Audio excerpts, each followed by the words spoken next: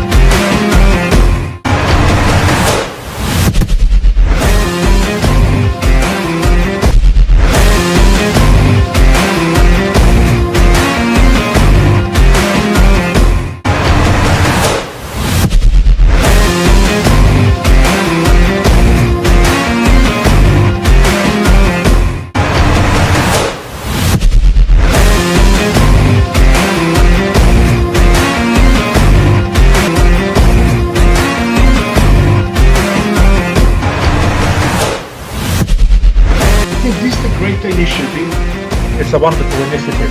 The GlobalSouth network opened new horizons for judicial cooperations. GlobalSouth network provides a platform for meaningful dialogue and cooperation, fostering efforts to build a more equitable and resilient legal landscape. GSN network continues to expand areas of activity, further strengthening its impact and reach. The universal concept of justice compels us to join our efforts, and this is the forum for promoting the same goal. Well deserved for the hectic activity you have made. I am astonished, I am amazed, I was impressed. I at the outset commend you, Dr. Ayad, for the immense work that you're doing in the GSN. The GlobalSouth Network is a much admired initiative. It's commendable. South Network focuses on all disciplines and regions, creating a bridge between academia, civil society, legal community, etc.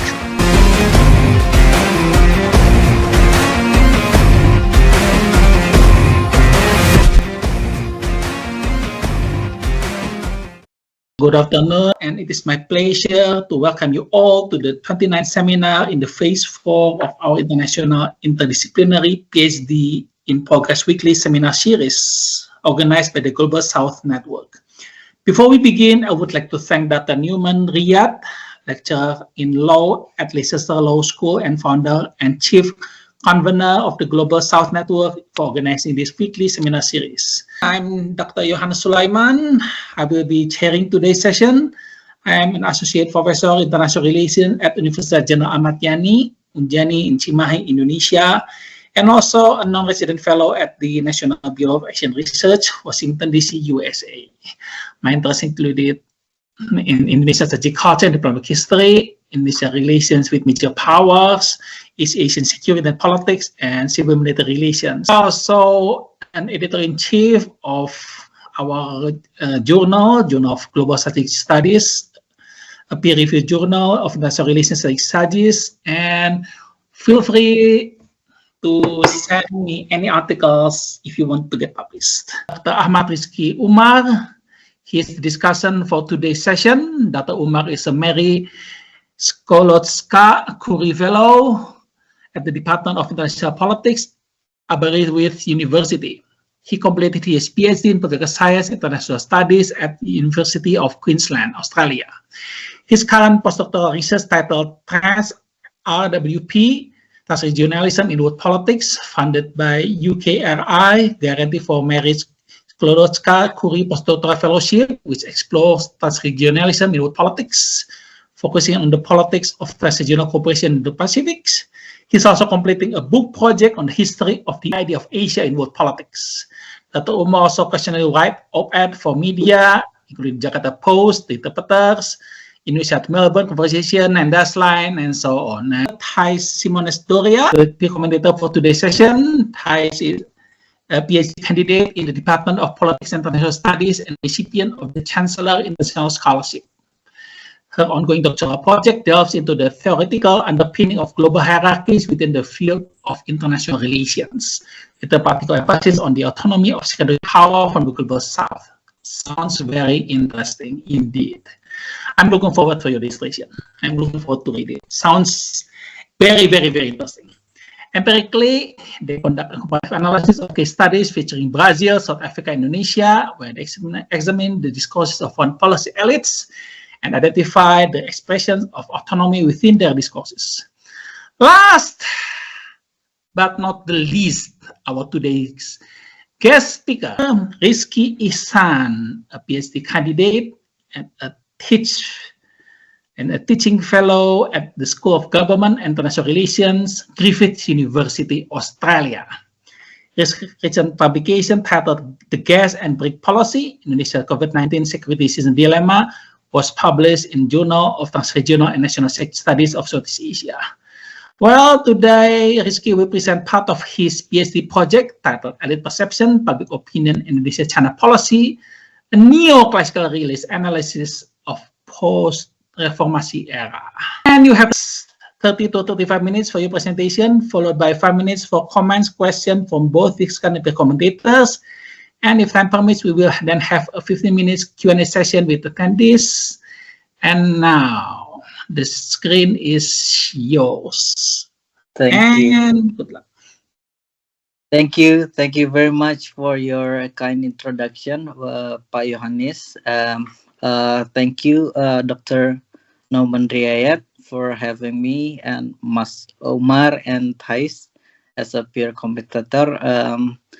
Thank you very much for having me, and good afternoon, everyone, for those at the UK and maybe in London, maybe. Good afternoon, and for those in Australia and Indonesia, and of course, good evening and good night. My name is Rizky Ihsan. You can call me Rizky or Ihsan, and I'm a PhD candidate at Griffith University at the School of Government and International Relations.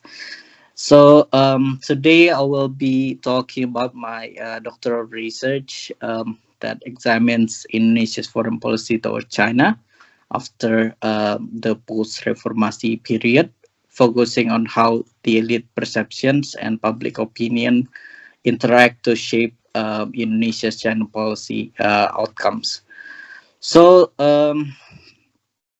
that being said, my thesis is currently under examination. So I just recently submitted my thesis about a month ago.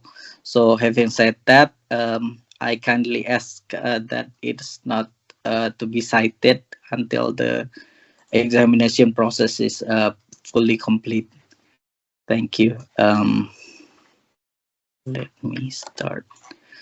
So yeah, when we're talking about Indonesia's China policy, we have to understand Indonesia's China policy. We need to begin with the historical roots.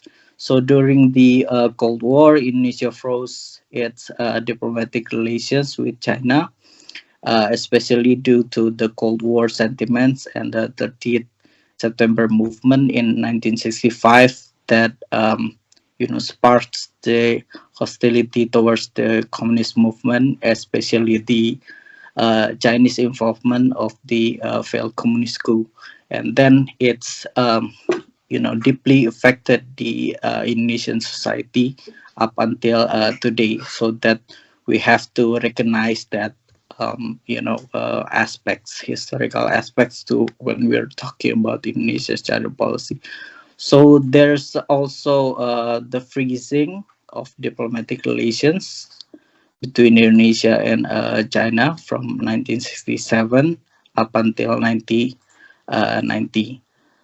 So this also stems from what some scholars such as Rizal Sukma characterized or call it as a triangular threat. So communism, Chinese Indonesians, and China, CCC, as a national security threat for Indonesian national security as a whole, especially during the Cold War era, and then most part of the New Order government or Suharto regime, right?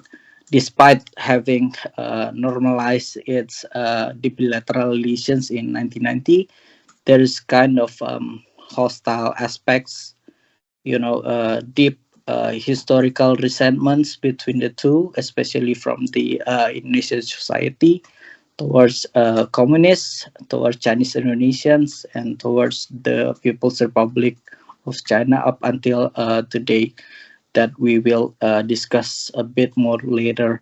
Long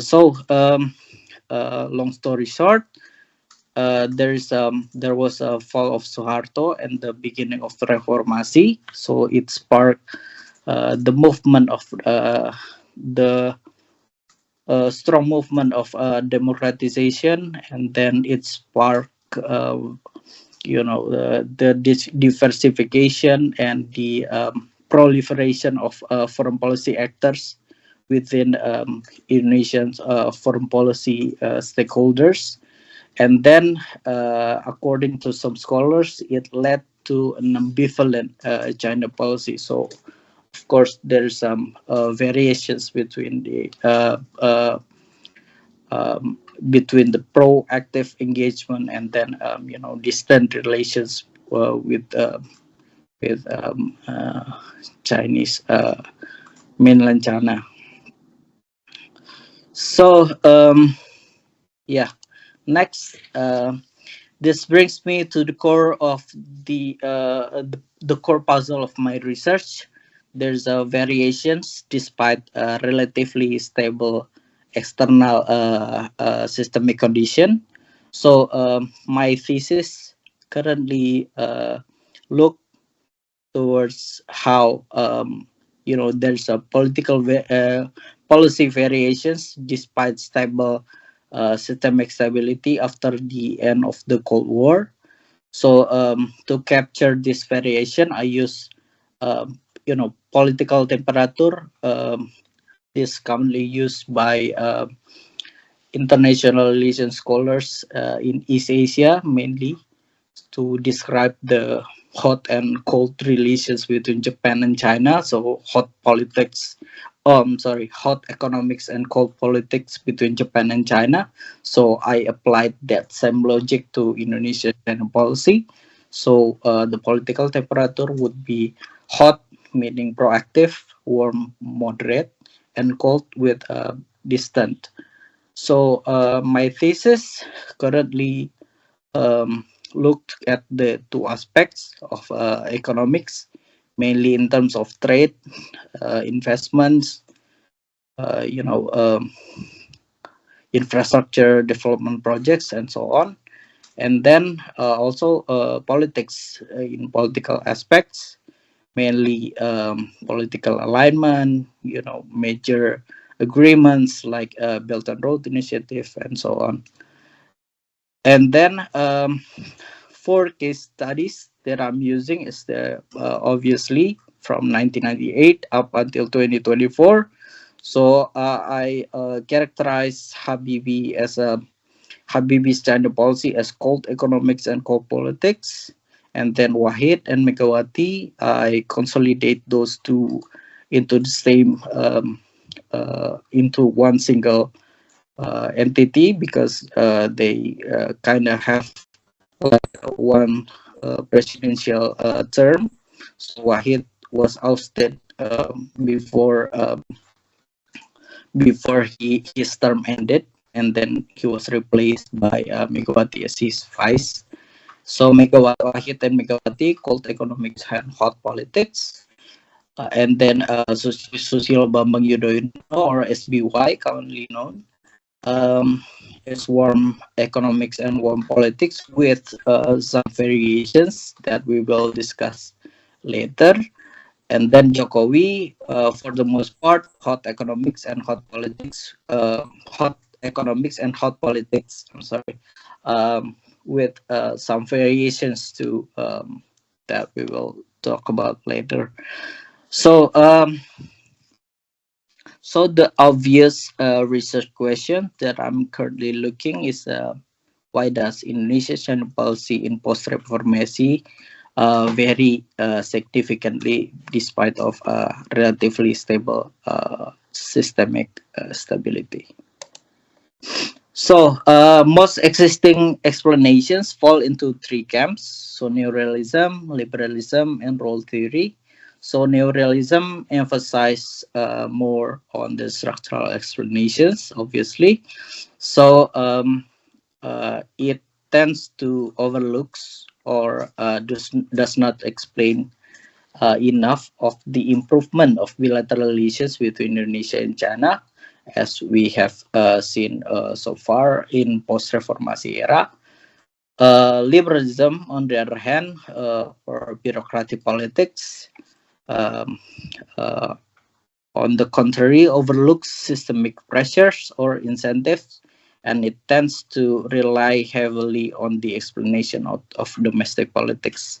So consequently, it does not explain the ebbs and flows in Indonesian relations between in the Reformasi period, because obviously, as we have just seen, there is some ups and downs in both relations, bilateral relations.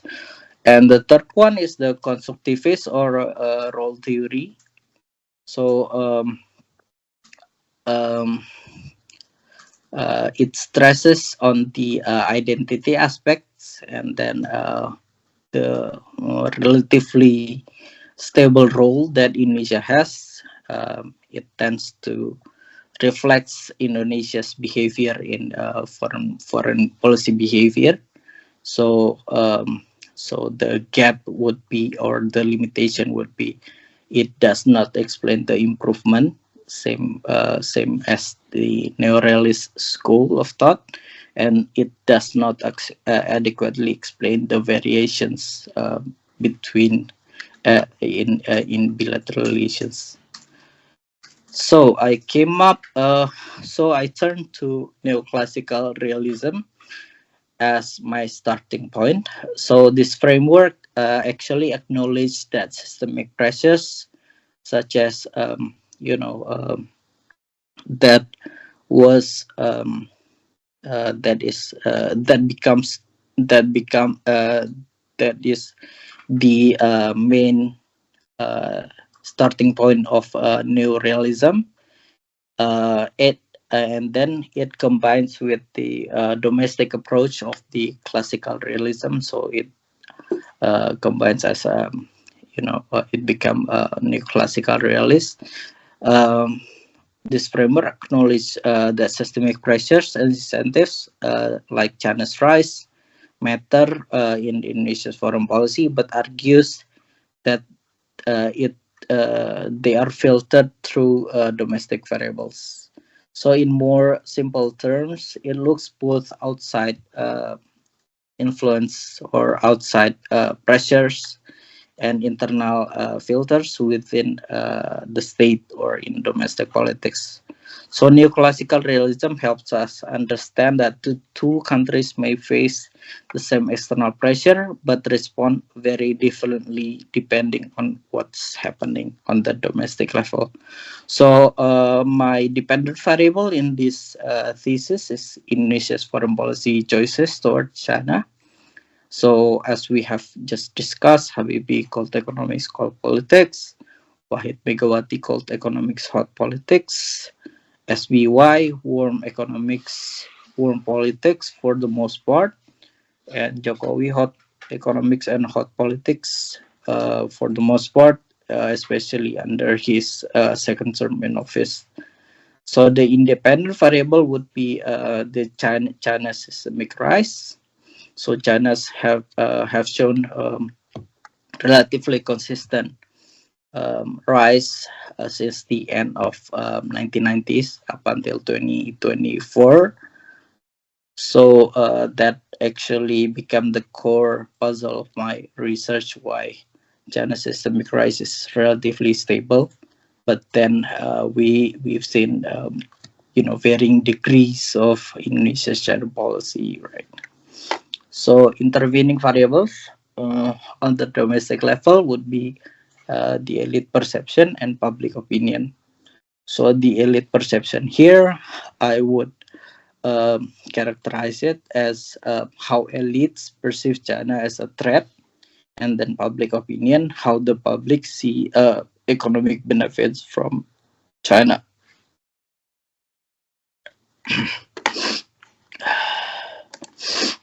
So the main arguments, the three core arguments that I make is the first one: systemic level variables set the parameters and incentive for Indonesia's China policy. It presents incentive for Indonesia to have like to engage China in more proactive manner. And then the two other arguments stem from the domestic politics, from the domestic level. So foreign policy outcomes are shaped by perception of domestic elites. So the elite perceptions in this aspect, including elected officials like presidents,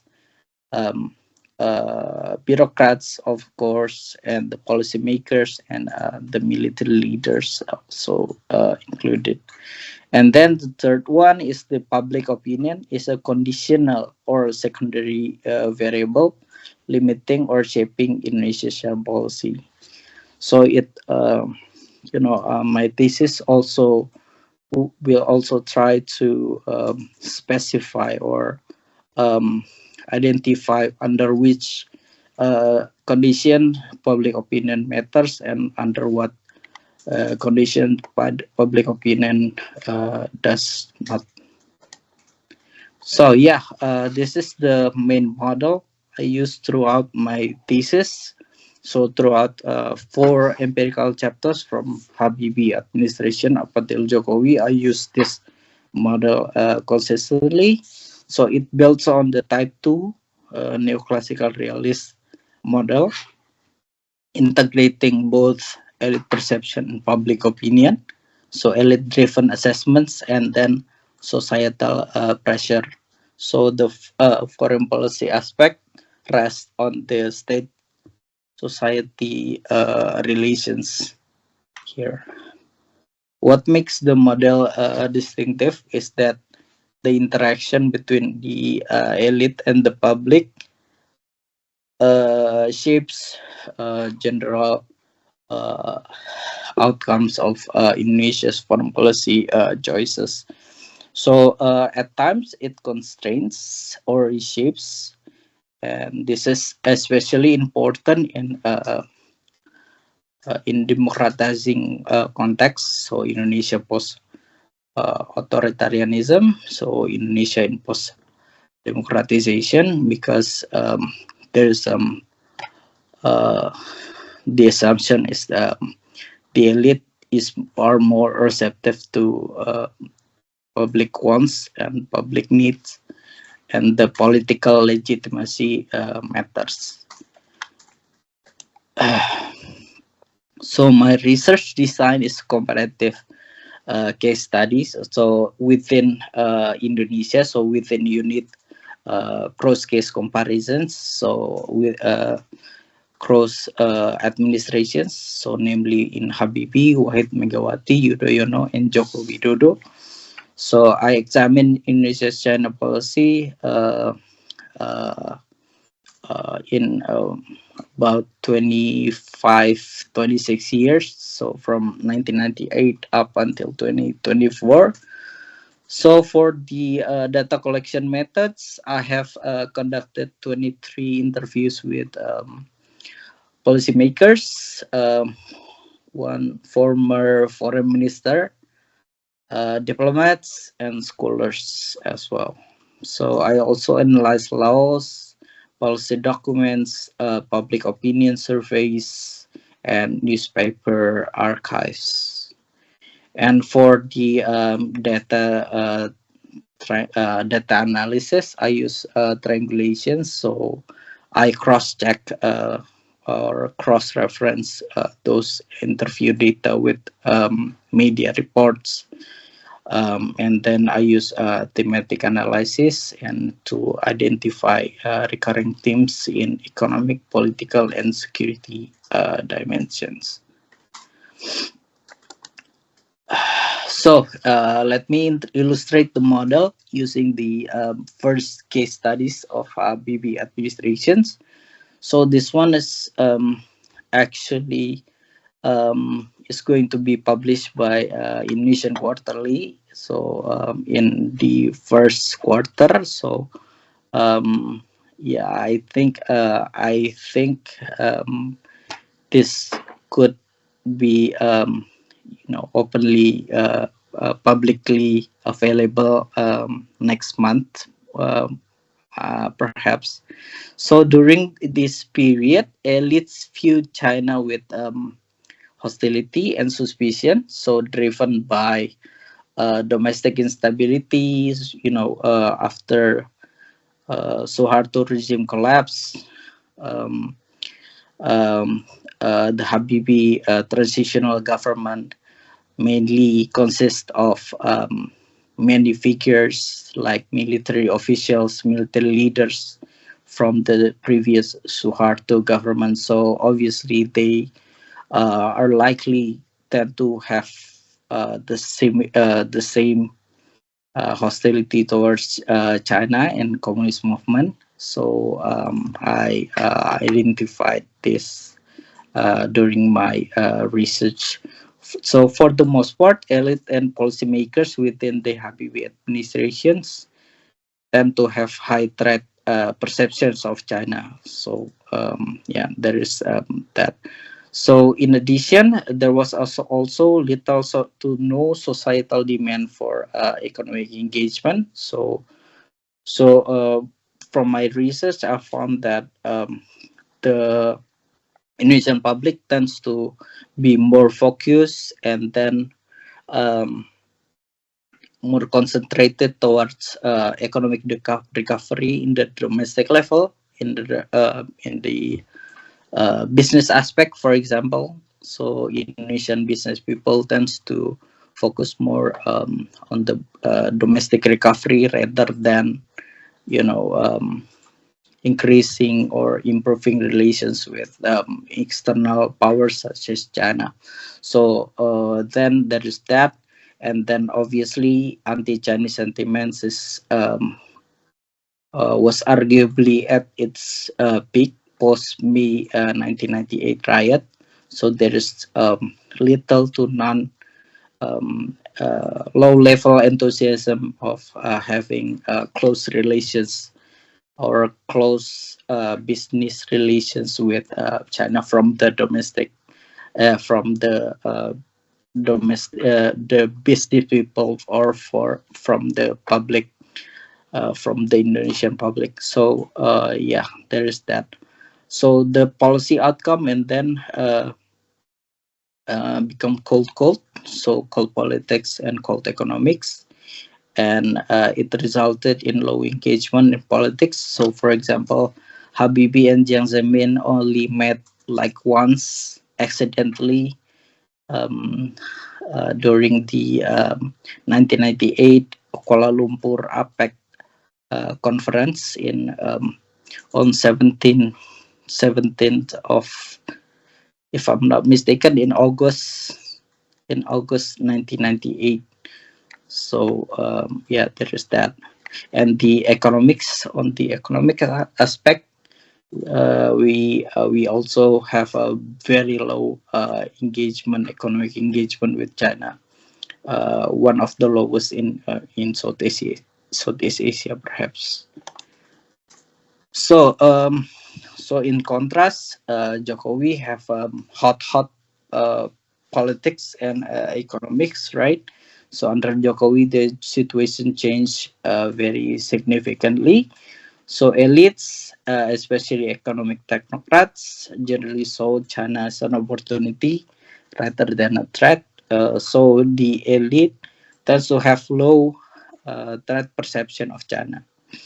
So and then the public opinion tends to be more complex. So on the one hand, there was a strong support for infrastructure development, economic cooperation, but then there is some, domestic development sparked by rising anti-Chinese sentiments, sparked by the anti-Ahok controversy, and then the Chinese migrant workers situation also led to a periodic backlash.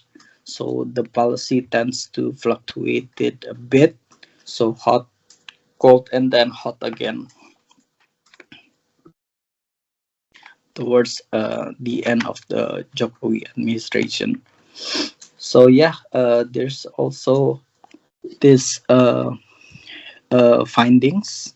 So initial findings is that from the Habibie, illiterate perception of China is high, public opinion is low, and then it resulted as cold, and then in Wahid Megawati administrations, illiterate perceptions tend to be low, improving relations with China and Chinese Indonesians, and public opinion is also low, and then it resulted as hot politics and cold economics.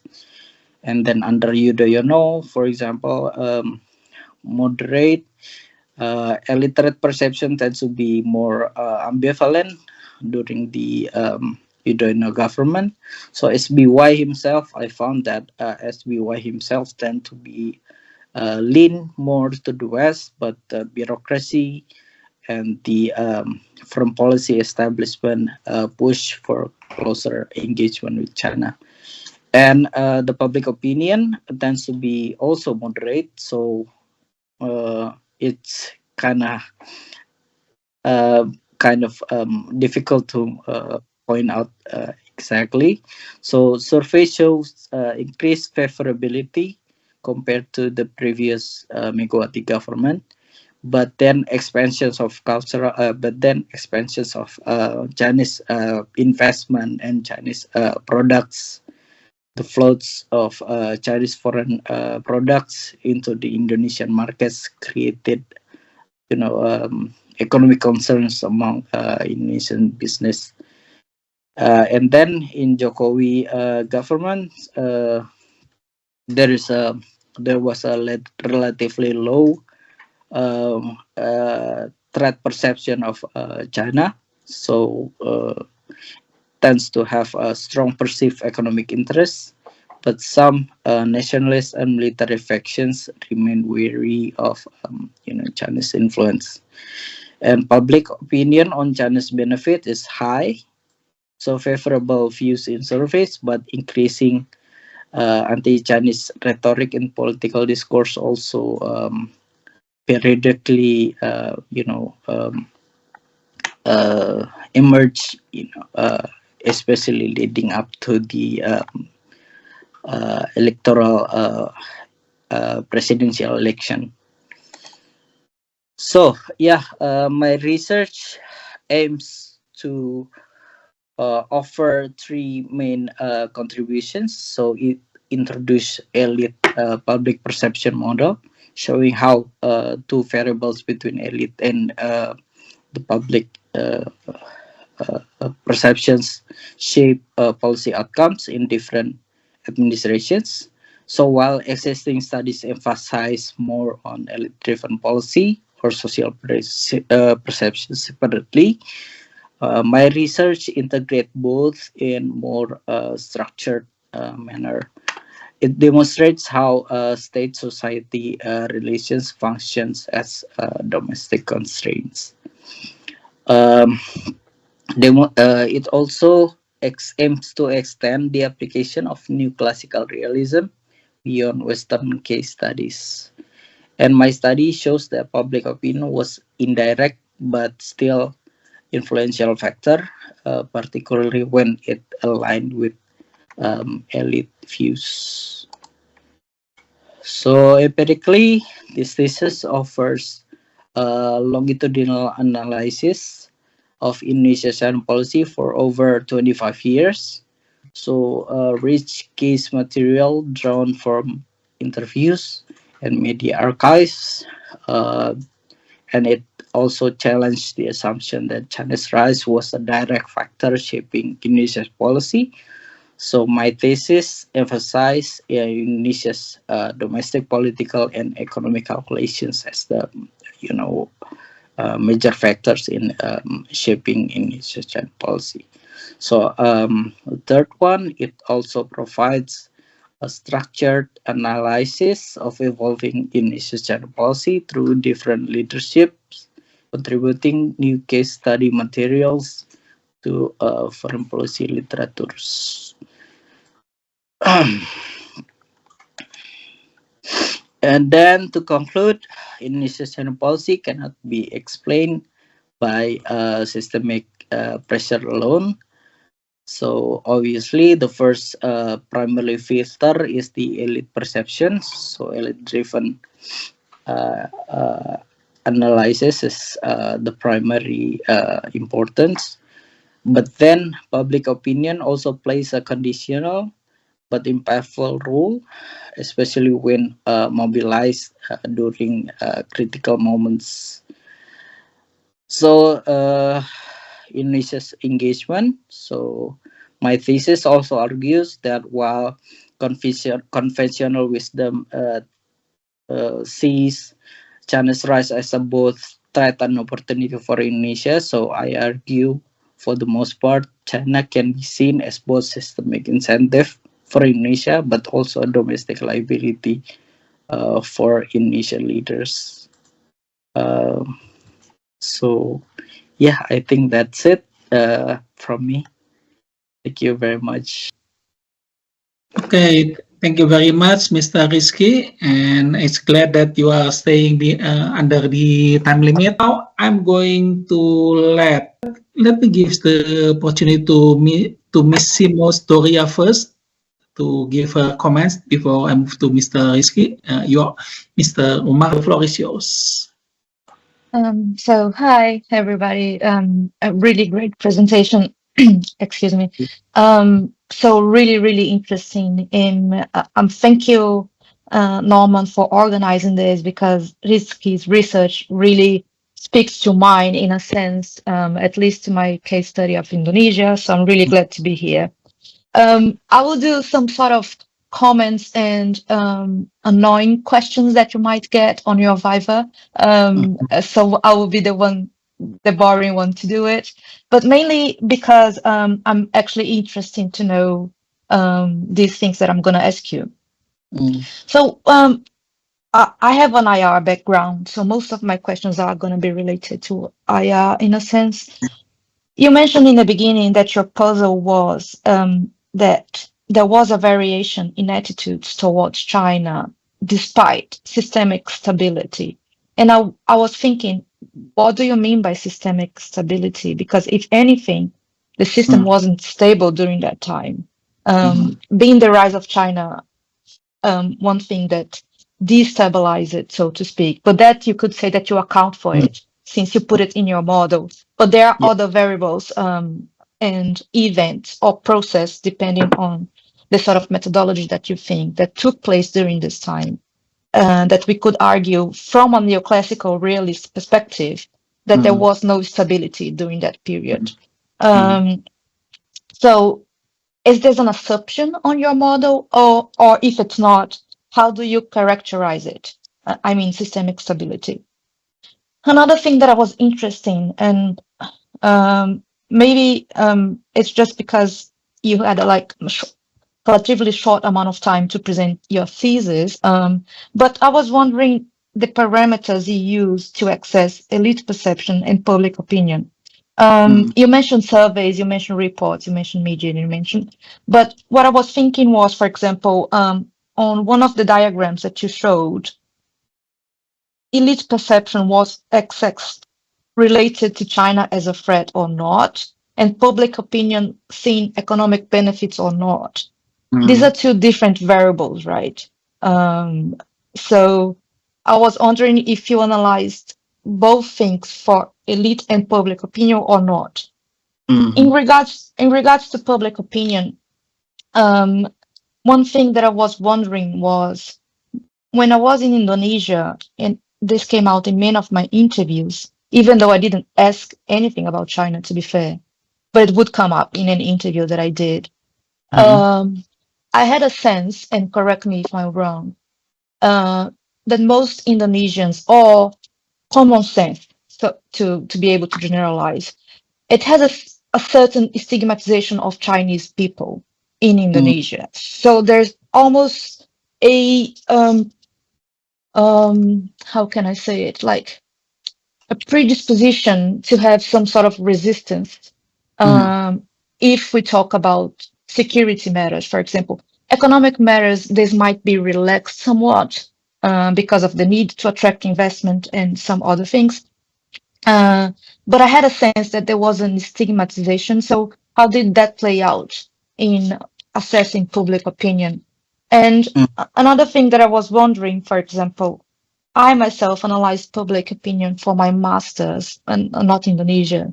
But an important thing to note was, for my research, was to see if the matter that I was analyzing was actually dear to the public.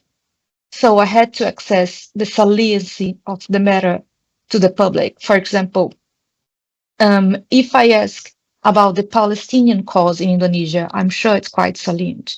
But if I ask about, I don't know, should the train from Jakarta to Bandung be Chinese or Japanese? I mean, what's going to be cheaper and faster? So I don't know whether they care enough to have a strong opinion about it.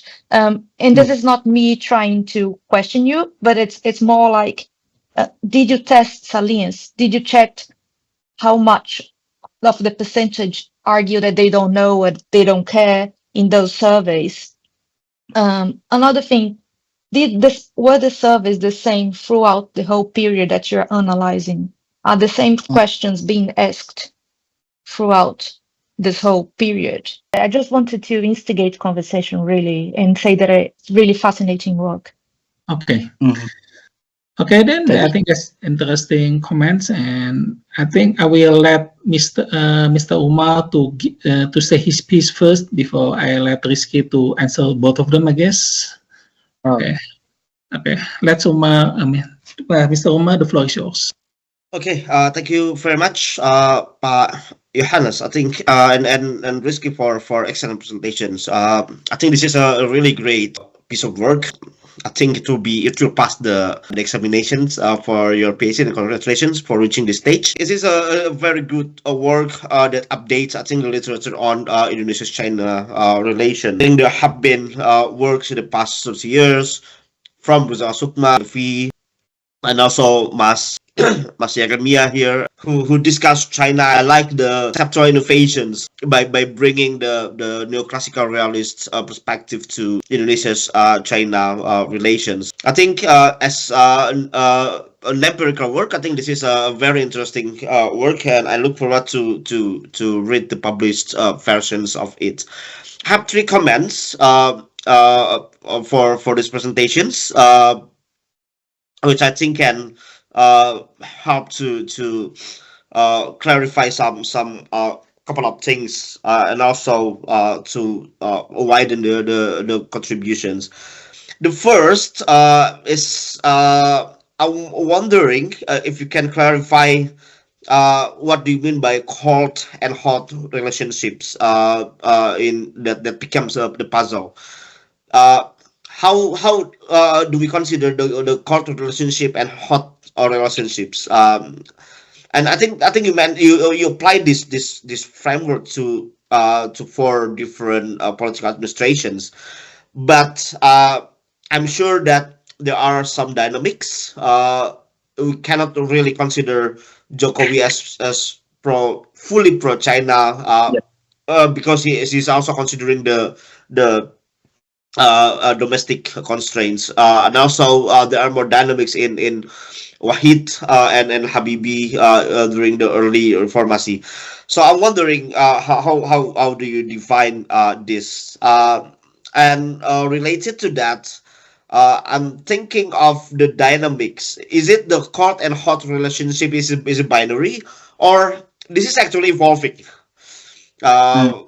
This is some. I think we take a look at the works from Rizal Sukma 2 years ago. There was normalizations, and the steps tends to be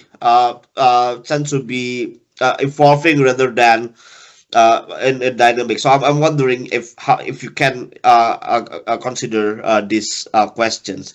The second, and I think this is something that you probably mentioned in your thesis, but it's not really clear here, is the perceptions of the China's leadership and China's global initiatives, like Belt and Road initiatives, which is, I think, interesting because China's politics is also dynamic. Xi Jinping, for example, has a different style compared to his predecessors, Hu Jintao or Jiang Zemin, for example. I'm wondering, there is, at least at the elite level, there is a perceptions on these leaderships, and how does the Indonesia's leadership actually conceive the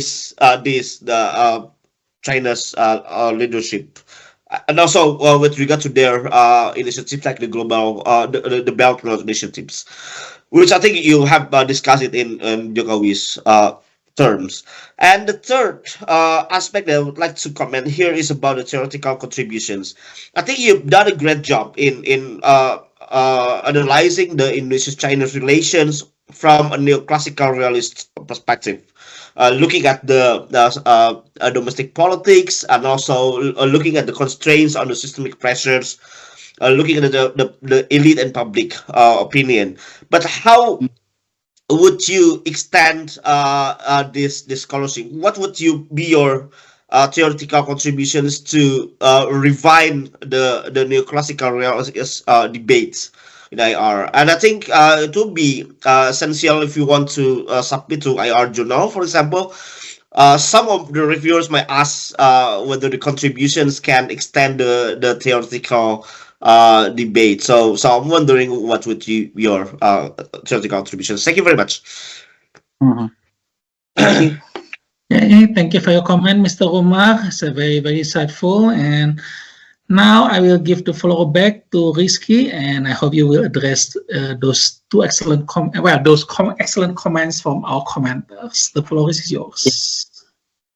Thank you very much. So from the first comment from Thaís, is it? Thaís, yeah. So the first one would be the stable systemic rise, right? So for my thesis, I currently, I'm sorry if I didn't make that clear. So what I mean by stable systemic rise is actually relatively consistent China's rise.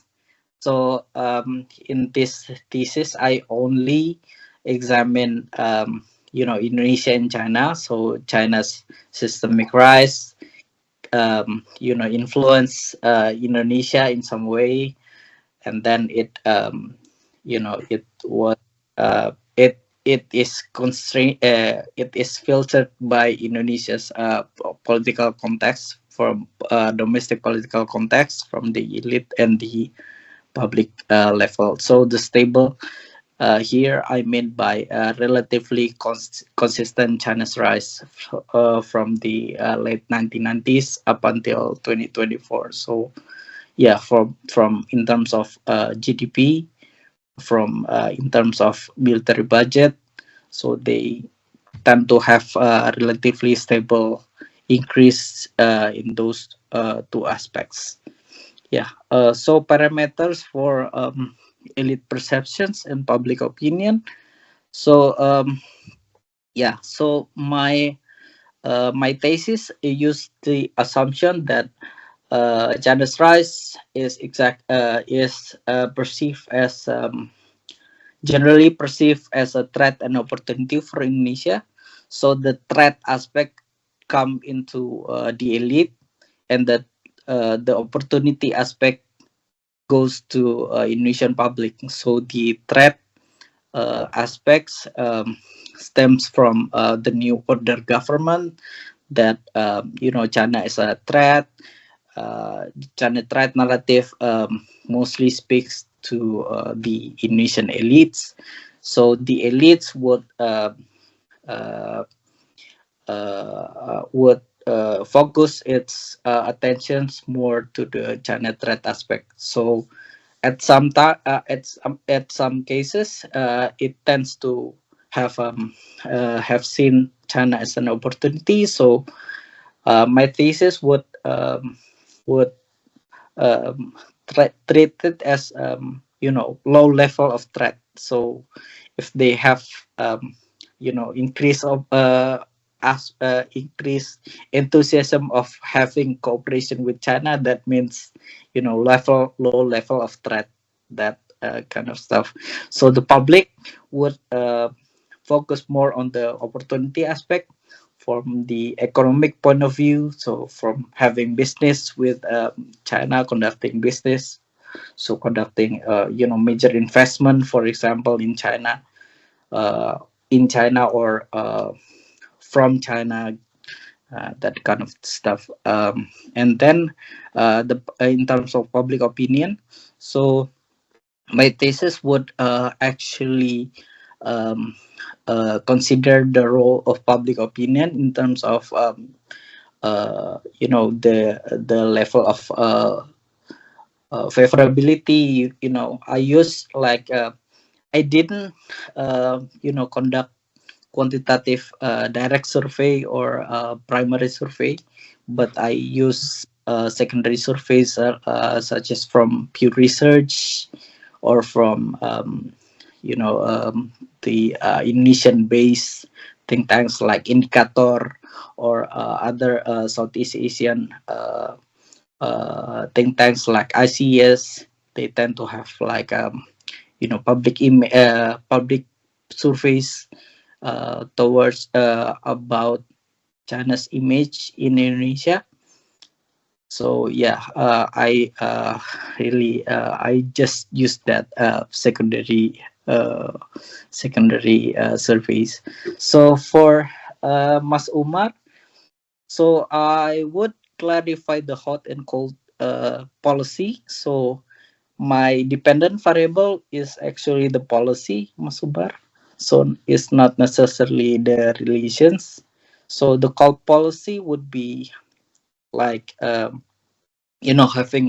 a limited political engagement, like Habibie in the past, he only made once one meeting, one high profile meeting with Chinese leaders. I would classify that as a cold politics. And then, for example, during the Jokowi government, so he delayed, like Masir Mia actually wrote, he delayed the major BRI agreements from 2015 up until 2018, right? So Indonesia had originally agreed to have Jakarta high-speed railway project back in 2015, but then it delayed the MOU agreements up until 2018. So I classified that as a cold politics because there is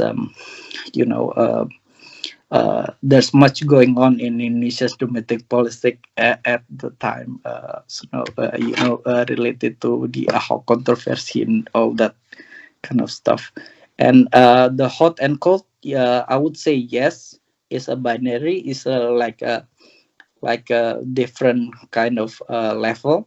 So hot meaning close engagement, and then warm would be the middle tier, and then the another level was cold. And perception of China's global leadership. So yeah, I classified that, I elaborated that kind of analysis in my thesis. So China's global leadership mainly in during the Jokowi government. So, for example, mainly they see China's global leadership mainly as an opportunity for Indonesia, for example, in developing infrastructure projects for Jokowi government, and then it tend to be clash with domestic political developments. So I would classify that as as a dual dilemma from the Indonesian elites to deal with China engagement, as a incentive and then as a liability. So the engagement with China actually have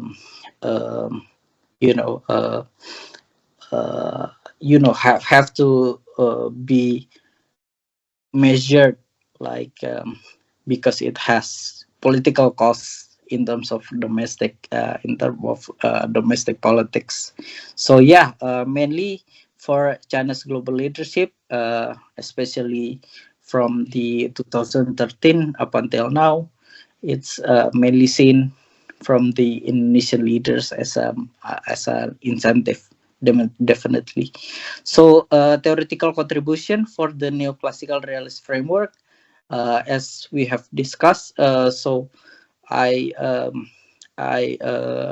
refined the type 2 neoclassical realist framework. So previously it was just like systemic, but then state society level, but then it